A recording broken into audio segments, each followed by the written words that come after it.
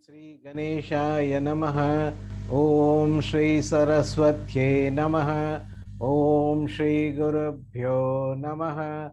Sada Shiva Samarambam Shankaracharya Madhyamam Asmadacharya Paryantam Vande Guru Paramparam Shruti Smriti Purananam Alayam Karunalayam Namami Bhagavatpada Shankaram Lokashankaram Samasta Kalyane Niratam Karunamayam Namami Chinmayam Devam Sadgurum Brahma Vitvaram Om Shanti Shanti Shanti Om Bhadram Karne Vishnuyama Devaha Bhadram Pashye Makshavirya Jatraha Sthirairangai Tushtuvagum Sastanubihi Vyashema Devahidam Yadayuhu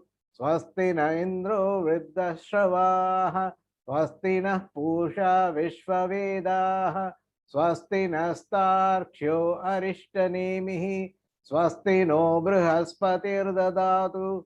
Om Shanti Shanti Shanti.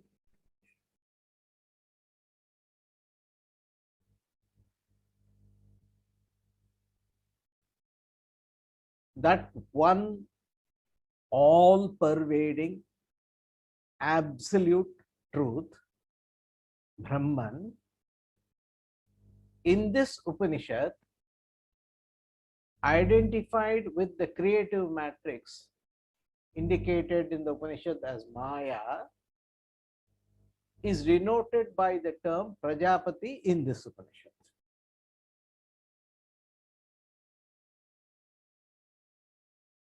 Brahman identified with Maya, called Prajapati, manifests as Prana, energy, and Rai, matter principles.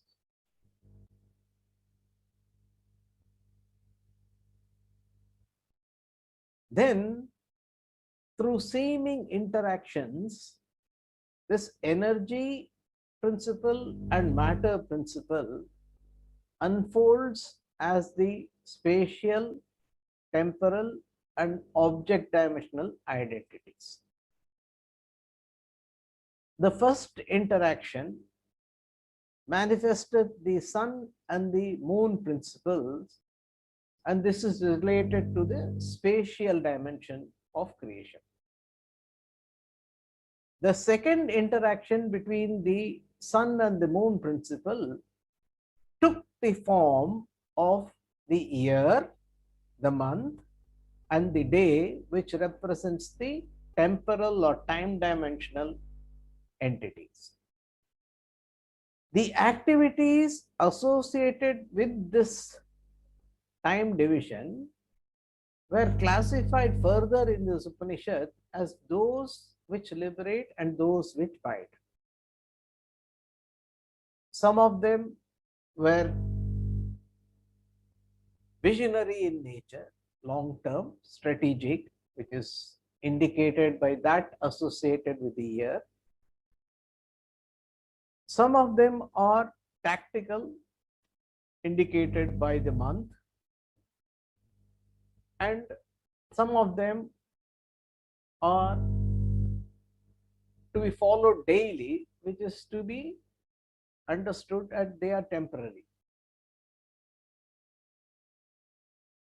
We saw that the year could be divided into two, the month activities could be divided into two, and the daily activities also could be divided into two. Then the Upanishad moved on to the third principle, which is called the food principle or Annam, in the dimensions of objects. Appearing as the seed, this Annam or food principle forms the microscopic building block for the creatures, which are all manifestation of Prajapati only. The food principle, which is predominantly matter, meaning Rai, carries within itself a very small aspect of prana energy in the form of a life principle. This was indicated and denoted by the term retas or seed. This retas or sperm or seed becomes the cause by which all creatures propagate throughout this entire creation. This is the answer to the query, Bhagavan, Kute ha ba himaha prajaha prajayanta. And this brings an end to the response which was indicated by the ithi in the Brahmana that we saw last session. I presume this concept is clear to all of you now.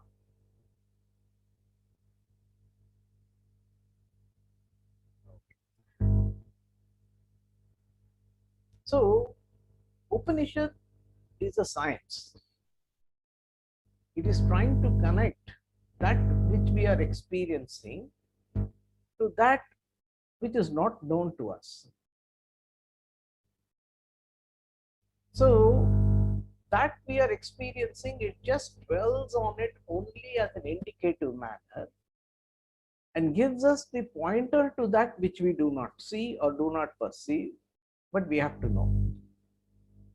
The focus of the Upanishad is not to explore the variety of what creation is, but only point you out to certain aspects of creation which enables our intellect to jump and make the leap and connect the dots to look at what is beyond. What is beyond even our ken of understanding. The best it can do is give us the pointers. So this is not a discussion of what came first, whether the matter came first or time came first, etc. But it is designed to take us to the ultimate. Chandruji, you have a question here?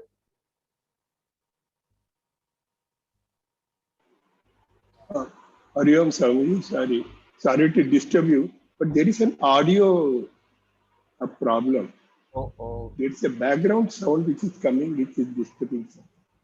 Let me see if I can fix that. Give me 1 second.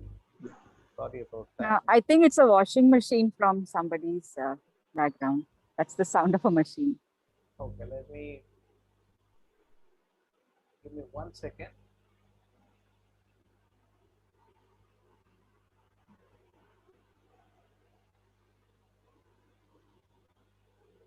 Okay, now how is it now?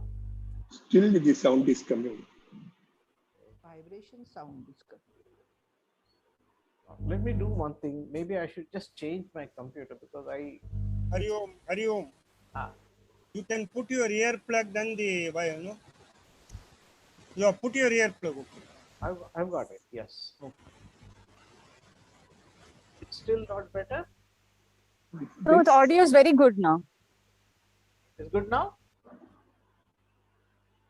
Shall I move forward? Yes, sir. Chandruji, okay?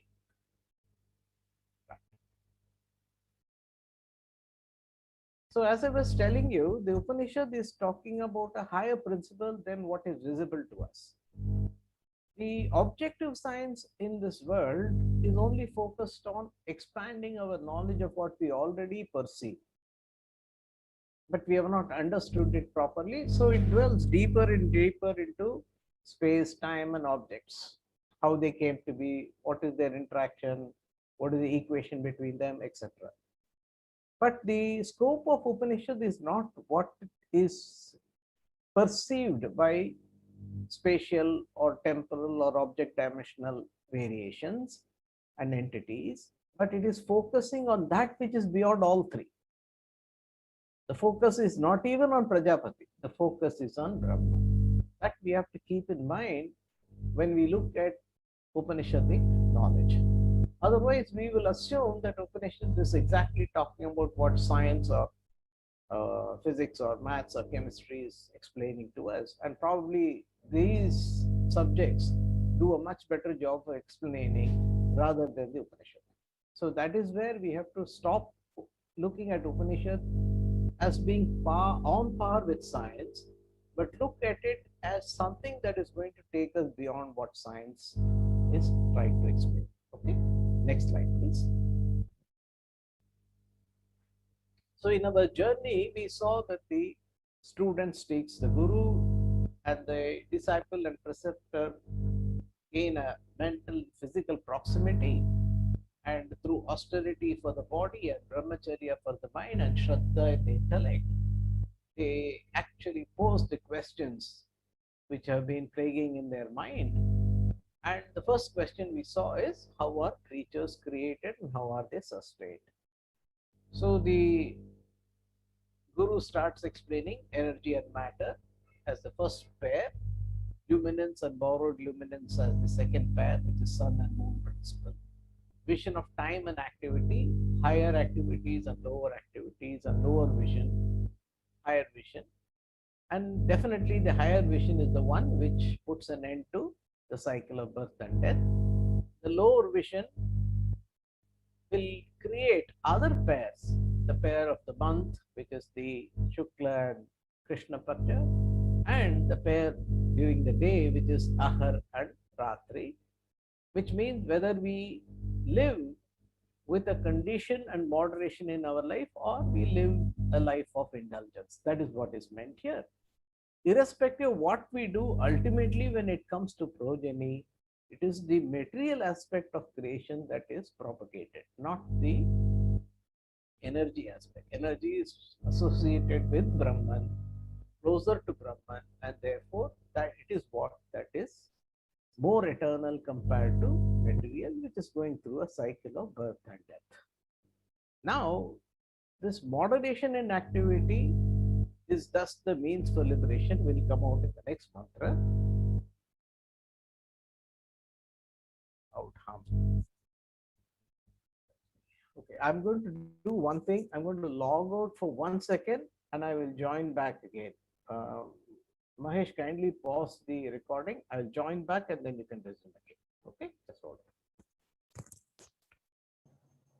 So what we have seen is that moderation in activity thus is the means for liberation, that we will see in the month in the Brahmana 15.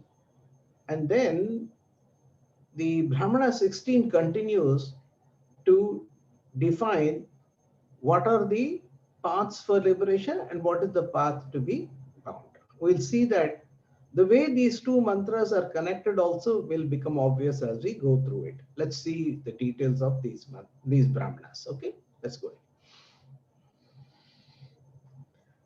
तद्ये हवै तत् प्रजापतिवतं चरन्ति ते मिथुनमुत्पादयन्ते तेषामेवैष ब्रह्मलोको येषां तपो ब्रह्मचर्यं येषु सत्यं प्रतिष्ठितम्. Tat, thus, ye, those, tat, that, Prajapati Vratam, the rule of Prajapati, Charanti, observe, follow, Te, they, Mithunam, a pair, Utpadayante, produce. Yesham, of those, Tapaha, penance, Brahmacharyam, abstinence, Yeshu, in whom, Satyam, truth, Pratishtitam, established, Tesham, there, Evaha, verily, Eshaha, this, Brahmalokam, the heaven of Brahma. See, the path of progeny and the path of higher worlds is covered in this mantra. The path of liberation will be covered in the next Brahmana. Okay. So in this Brahmana, the path of progeny is covered in the first half, which says, this being so, those who undertake the well-known austerity, control or moderation, defined as the focus on the Lord of all creatures, Prajapati, beget a pair of male and female offspring. The path of progeny, path of continuing life according to Dharma. Path of higher worlds, for them alone, in whom there is also, in addition to this knowledge of the Prajapati Vratam, they maintain a higher level of spiritual practices, often involve a high degree of self-discipline, solitude, and periods of deep meditation. They have a celibate lifestyle indicated by brahmacharyam, and in whom is always found the absolute avoidance of falsehood. This world of Brahman, here it refers to abode of mains, Pitrulokam.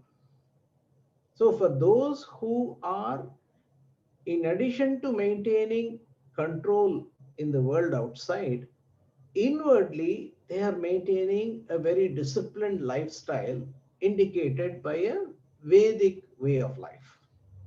See, the Vedic way of life is not to say that there are injunctions which should be followed. The Vedic way of life is to say that we should maintain an inner control and then we should actually lead our life.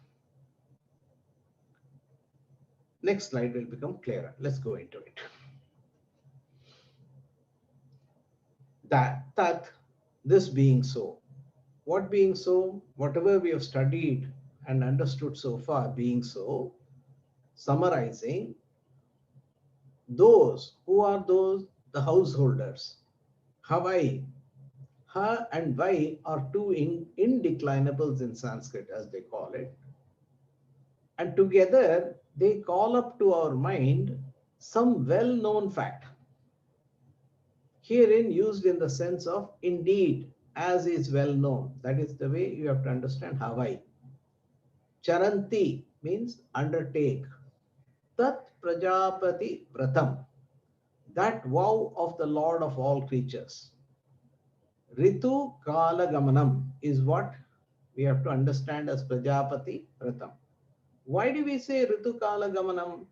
Because Prajapati himself first became the two pairs, and then he became time, and then he decided to become the two kind of activities that are associated with the time dimension. So Ritu Kala, Ritu means season, Kala means time, Gamanam means according to the season and according to the time one should perform activities indicated by a life of moderation, which consists of one, living with one's wife as per dharma samskaras. Ritukala Gamanam, in the proper season, proper place, with the proper intention, appropriate time of year, month and day, and intention is indicated here. The key is not just the year, month and day, the key is intention. So if we approach even the most powerful emotion of all human beings, which is actually the attraction for the opposite sex, if you can approach it with moderation, with a proper understanding that this particular impulse is being created by Prajapati to fulfill his desire for propagation of life, not for my own personal like or dislike, not for my own personal gain or loss, not for my own understanding that this boy or child belongs to me. This boy or child belongs to Prajapati. And then one lives in this world following dharma and performing noble deeds, meaning avoiding all negativities in our life.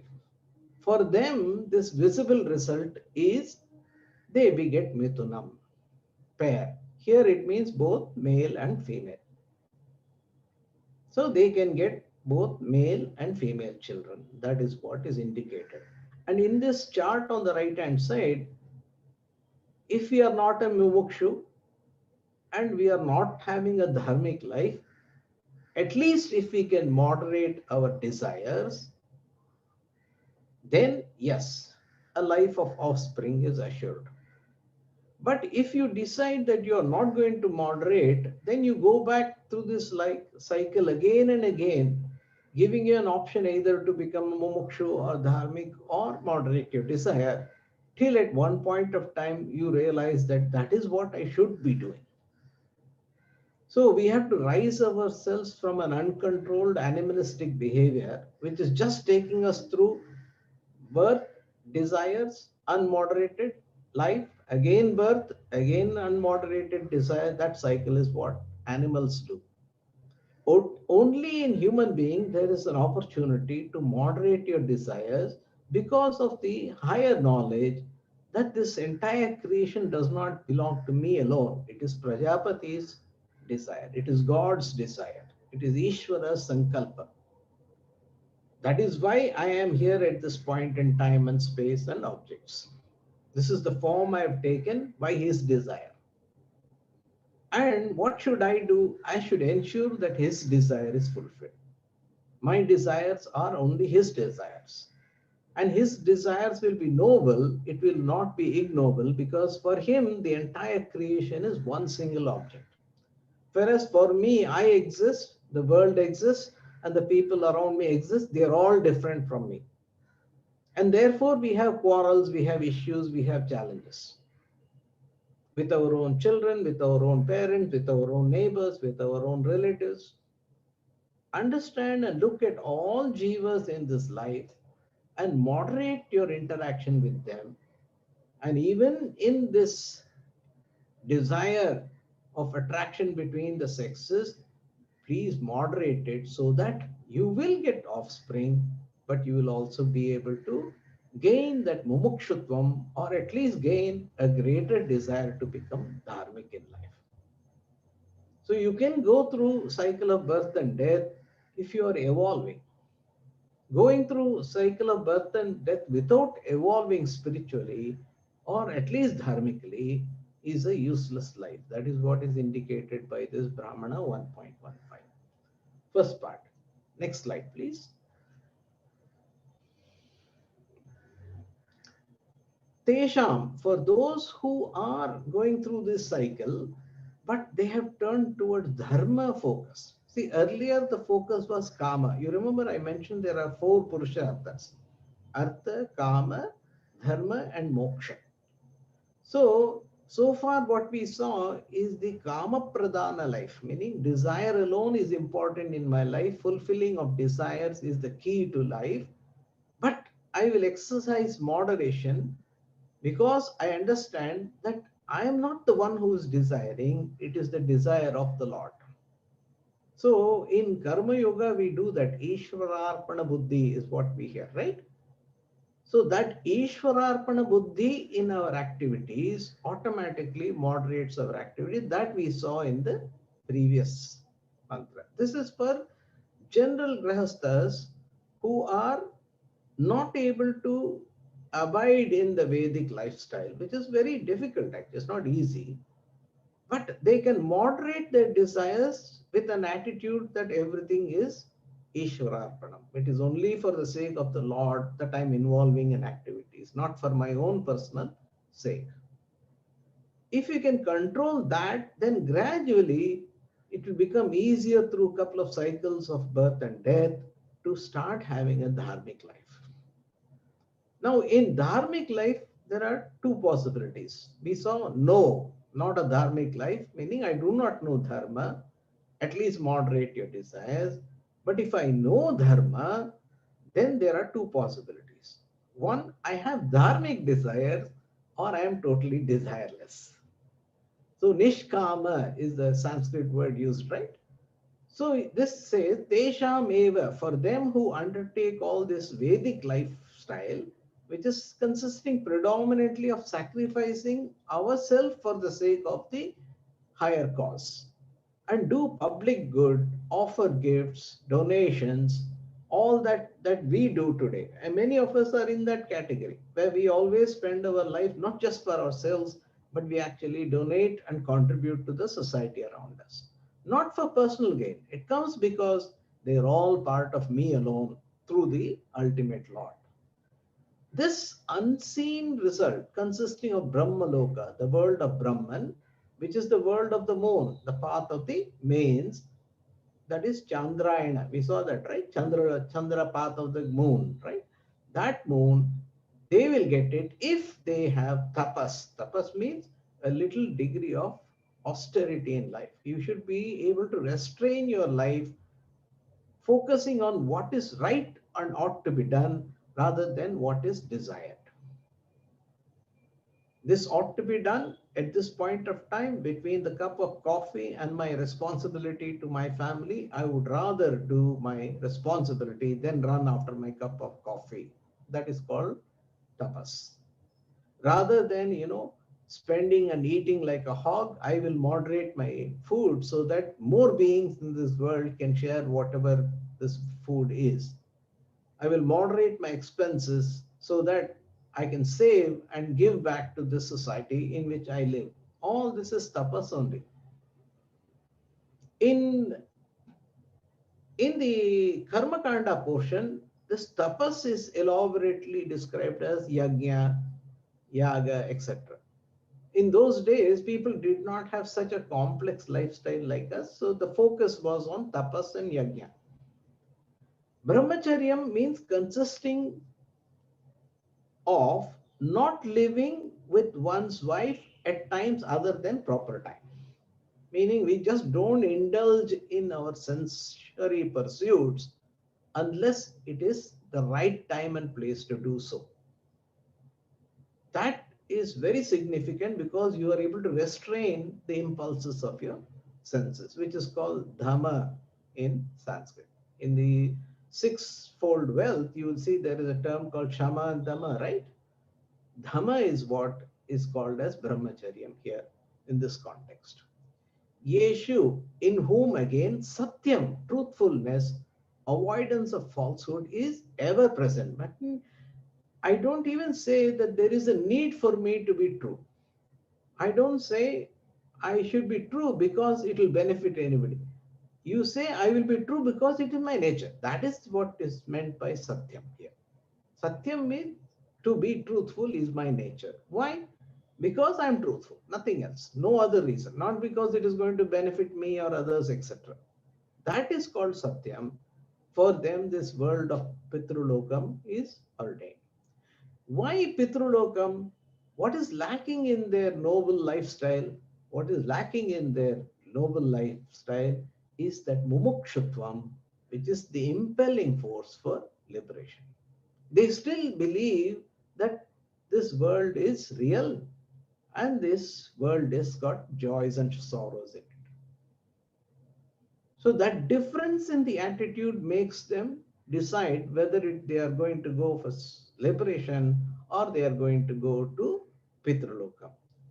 Gradually, when you recognize this world's joys that you are seeking and enjoying and involving in are not worth anything, which leads to desirelessness, which is nishkama dharma.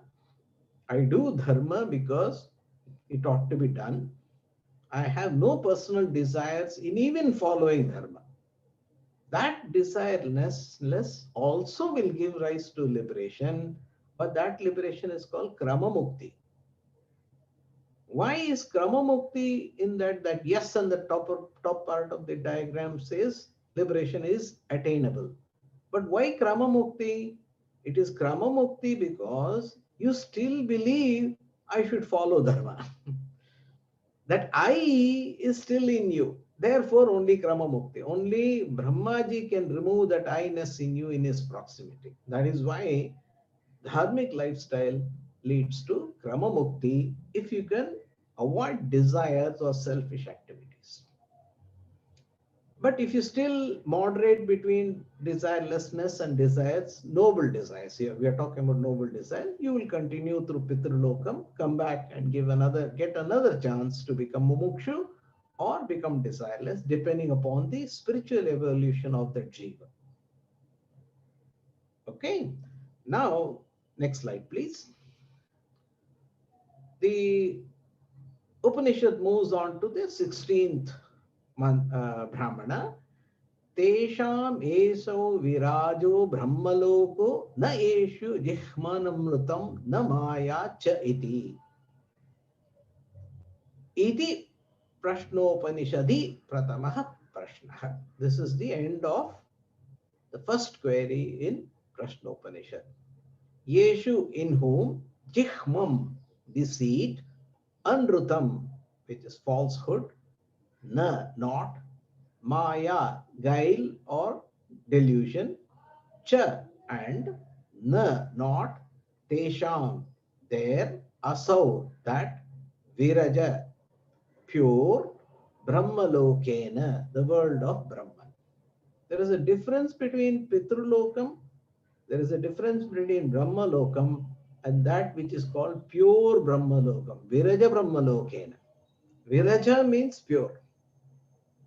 There is no taint. Taint in Vedantic parlance has got two things, I and mine. If you have minus, then you are in this world. Because when you say my, you've already assumed that something else has got a reality status, correct? But I can withdraw from all that is around me by removing minus.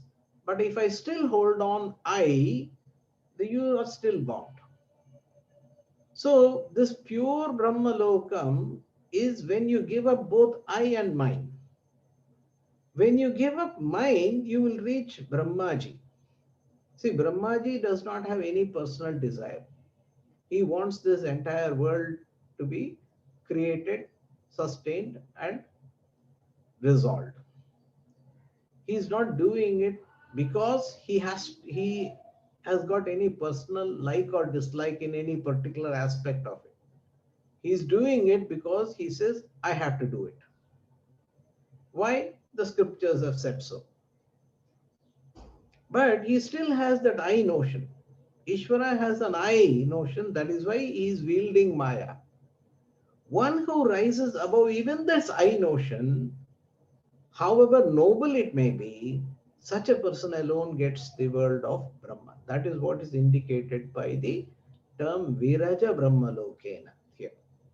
The pure Brahmaloka belongs to them only in whom there is no deceit or there is no dissimulation, meaning there is no kind of misunderstanding in their thinking.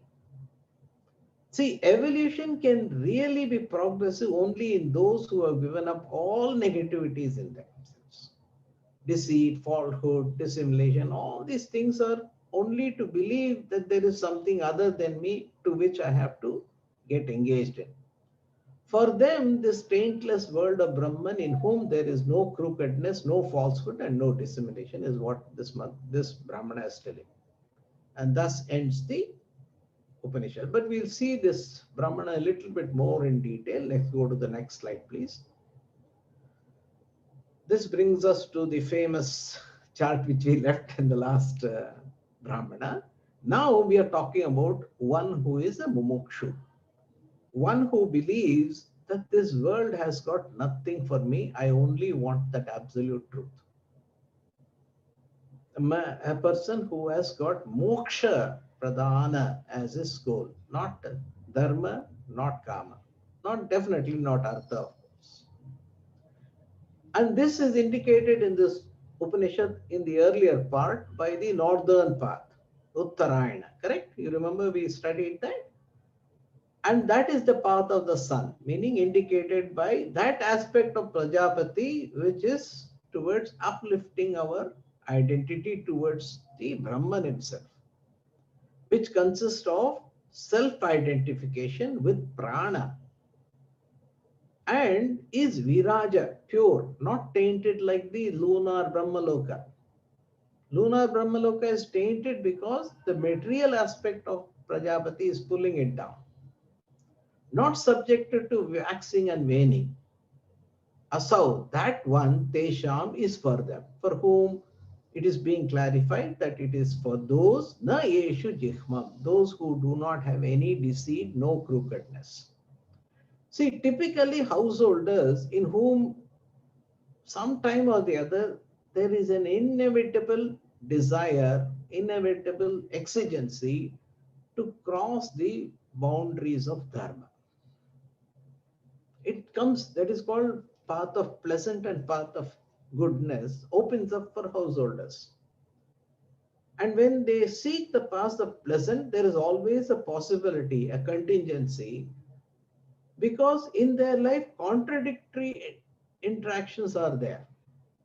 They have attachments to objects, people, and experiences, and therefore they may make wrong choices. That attachment aspect of their life is there in all householders. We have to remember that and accept it as the truth. There's no point in hiding that. That is why you're a householder. The house is holding you and you're holding the house. Gurudev interestingly says, you think you're holding the house, he says the house is holding you. And then, example, he uses a nice term, bazaar rich people, meaning those rich people who are in the realm of business transaction and all that. They will shout, saying, if I'm honest, it'll ruin my business. But heart of heart, they want everybody around them to be honest so that they can be dishonest. That is called deceit. Deceit is that I alone should win, others should lose. They all should follow and follow the rules and regulation and remain good. And I will keep on indulging, which is what Duryodhana did. He wanted Pandavas to become good and noble and leave everything to him, and he will do whatever manmani things he wants. So this, why he had attachment to the power and the position and the name and the fame. Whenever there is attachment, there is a possibility that dharma gets sacrificed. That is why detached lifestyle is recommended for those who are in the path of spiritual liberation.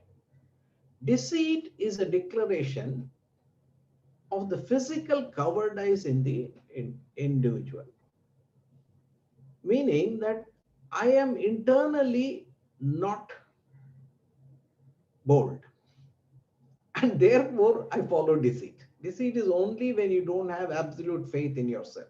Understand that.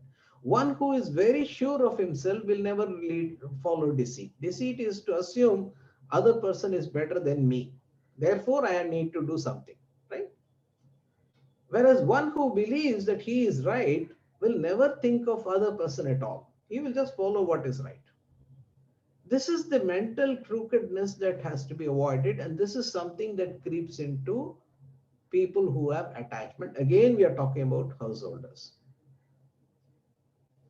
When you start compromising on small things in life because of your attachment, my child is misbehaving in school, but being my child, I would like him to be pardoned. Whereas if the other child misbehaves with my child, I will shout rules and regulations at the school. We've seen this. Many places you'll find this.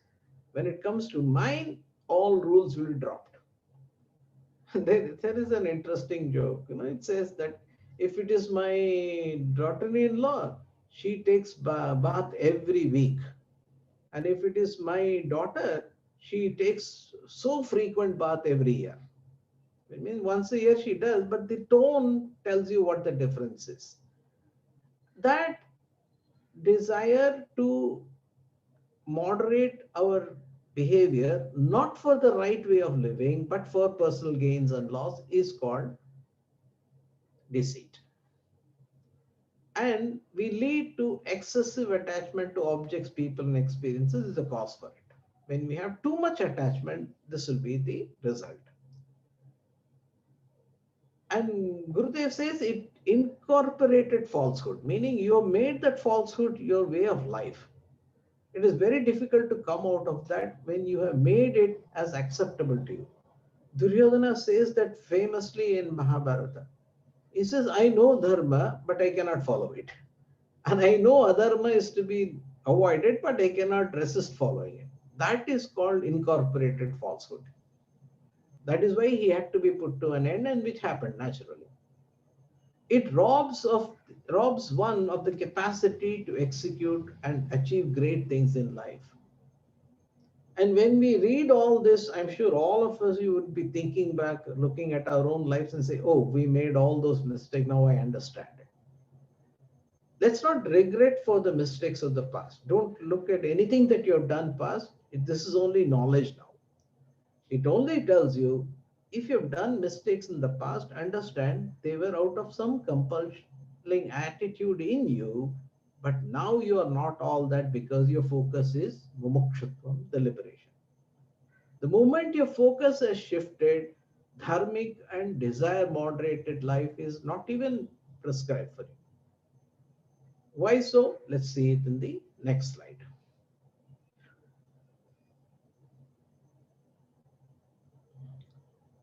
Typically, brahmachari, vanaprastha, and sannyasi, the three orders of ashramas in life, they are typically satyavrata. Satyavrata means one who takes to life of truthness.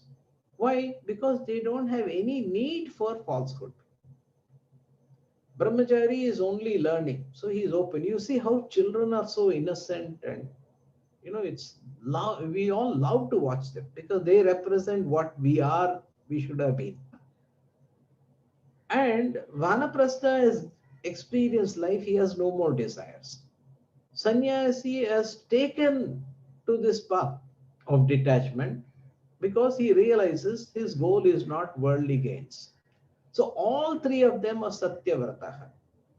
Whereas in Grahastha, this Anrutam component creeps in, so we need some control. Why?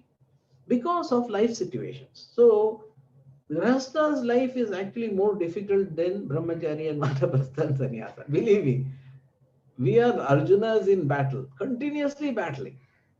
And Gurudev says you must have an alert and vigilant life only for us, not for others. Others, by nature, they are protected. For us, we have to protect ourselves from within and also from without. Because we are engaged, there is transactions bombarding us day in, day out. Now this session is there, and imagine how many compulsions we have. I may not be able to join this session. I've got that to do. I've got this to do. What does all that mean? It means that we are bombarded. We have to choose, and we are compelled to even choose sometimes the wrong things in life. I cannot forcefully tell my children, I'm sorry, this webinar is important to me. I cannot do that because I'm living in their house and they have told me that, okay, you can do whatever you want as long as we are allowing you to do it. If you're staying alone, you're staying in a place where there's no such impediments, you'll find something else creeps in. The dinner bell, they will tell you 7 o'clock you must come and eat if you're in a senior citizen place. If you come at 7:15, probably 4 dishes will not be available for you.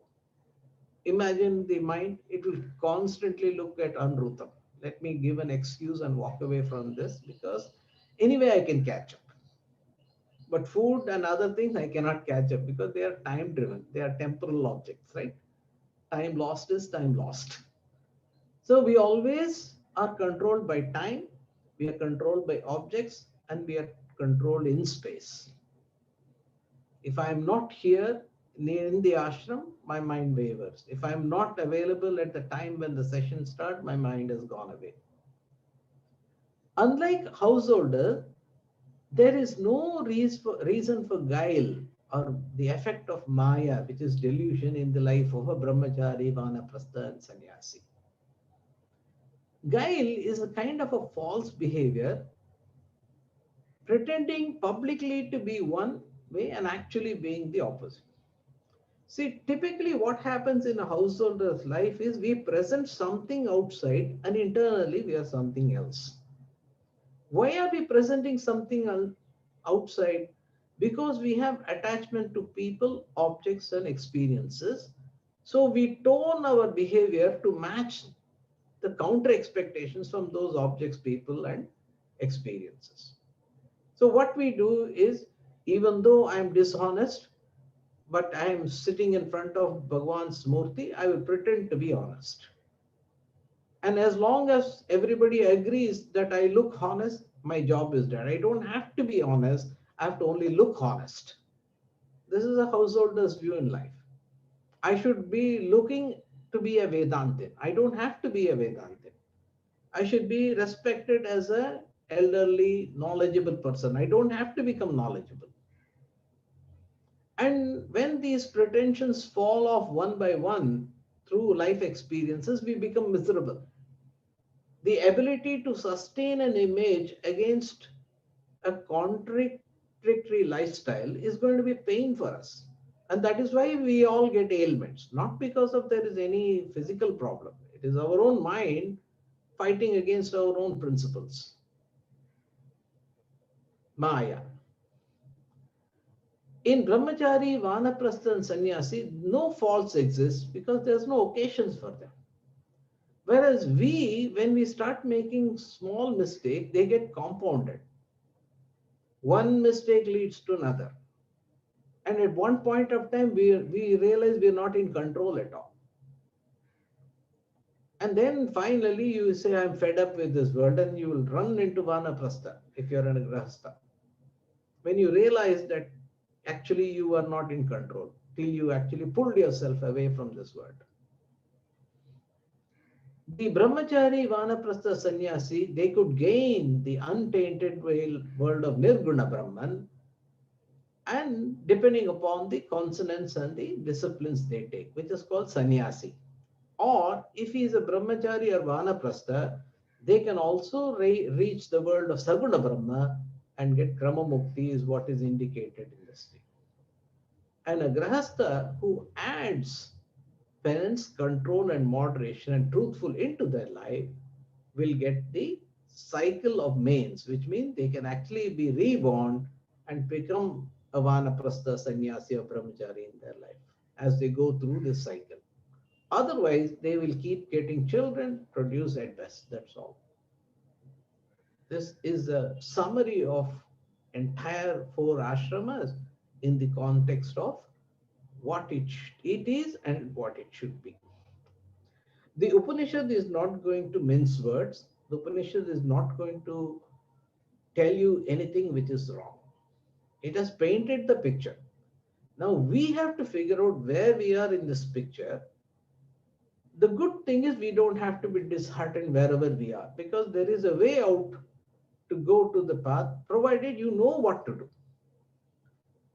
And to do that, you have to make that sankalpa, the will, and get the blessing of the Lord to guide you into that path. It may take quite some time. It may not be done in overnight. Though I have heard that it can be done overnight also.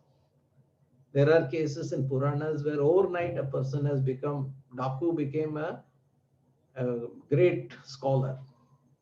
Overnight. 1 minute he was killing people, next minute he just renounced himself, became Valmiki, and then composed the epic Ramayana. So in a minute it can happen. It will also take time, as in the case of few people. Muchkunda Maharishi also took long time for him to get realized. He actually withdrew himself from life. So anything can happen, but our job is not to look at when it will happen. Our job is to see what we should do and do it diligently. That's all, with full heart in it. Not for the results, but it is what I should be doing. I will do it. That attitude. With that, I think I have come to what I wanted to share. Next slide, please.